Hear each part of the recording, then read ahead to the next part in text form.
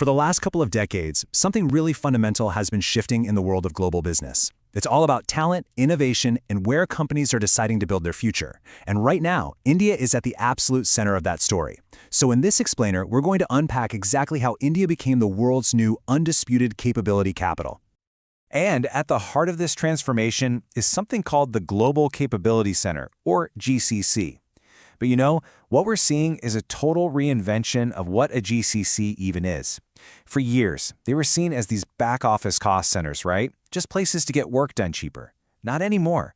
Now, they've become strategic assets. We're talking product hubs and innovation engines that are driving global R&D and AI development. So that's the big question, isn't it? How did this happen, and more importantly, why India? What is it about India that's made it the epicenter of this massive shift happening at such an incredible pace? Well, let's dive in and break it down. Okay, first, let's just zoom out for a second. This whole shift isn't happening in some kind of bubble. It's a direct response to some really intense global pressures that are forcing companies to completely rethink where and how they build their most critical capabilities. You've really got this perfect storm of three things happening at once. First, the crazy race for AI talent is pushing companies to centralize their R&D where that talent lives. But at the same time, putting all your best people in one basket is super risky, so you need geographic diversification. And all of this is happening at warp speed because AI product cycles are just incredibly fast. So, keeping those global pressures in mind, we come back to the question, why India? Well, the answer really boils down to four foundational pillars that, when you put them all together, create this incredibly powerful and unique value proposition. And pillar number one is, without a doubt, the most important one: talent. But here's the thing, it's not just about the sheer number of people anymore. We're talking about a scale and a depth of specialized talent that you just can't find anywhere else on the planet right now. Okay, so here's the crucial part.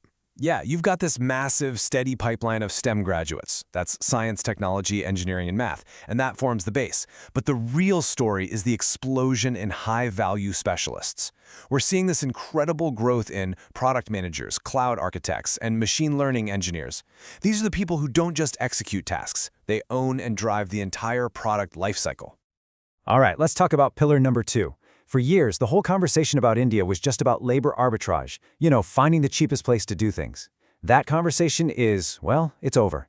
Today, it's all about a brand new equation that combines competitive cost with a dramatically higher level of quality. And this is the new reality. Even with salaries on the rise, the total cost of delivery in India is still incredibly competitive. But now, and this is key, that cost advantage comes with the ability to handle super complex, high-margin engineering work that companies used to keep at home. So you get the savings and you get the strategic firepower. It's a huge shift. Now, the third pillar is a bit newer, but it's an absolute game changer. We are now seeing really proactive, aggressive policymaking at the state level. You literally have state governments competing with each other to attract high-value investment. And listen, we're not talking about your run-of-the-mill tax breaks. These are highly targeted incentives designed to directly lower the cost and risk of innovation. State governments are offering money to help set up high-value centers of excellence, or COEs. They're even reimbursing companies for upskilling their employees, for their cloud bills, and for filing patents.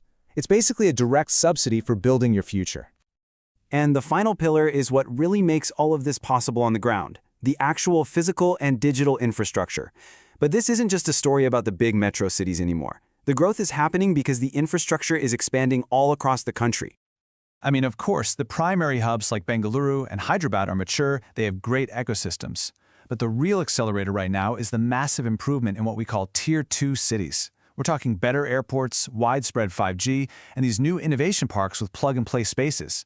It means companies finally have real, viable options to scale outside of the big, crowded cities.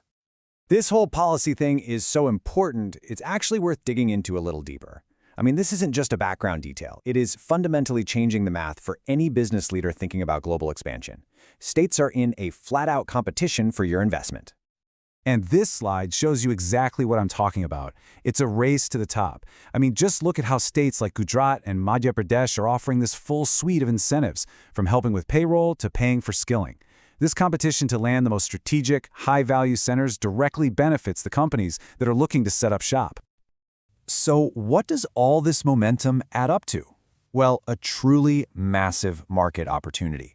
Fueled by these policy tailwinds and the incredible talent pool, the Indian GCC market is projected to blow past $100 billion by 2030. This isn't some niche play. This is a core engine of the global tech economy. And that $100 billion opportunity, it is no longer just concentrated in a handful of big cities. The next huge wave of growth is actually happening beyond the metros, and it's unlocking brand new talent pools and creating totally new ways to deliver value. You know, for any leader who's thinking about sustainable, long-term growth, the choice is becoming really clear. The Tier 1 metros are starting to hit some real walls. Wage inflation is soaring, and the competition for talent is just brutal. But then you look at the Tier 2 cities, and they offer this compelling alternative: lower costs, fresh talent pools, and often even better state incentives.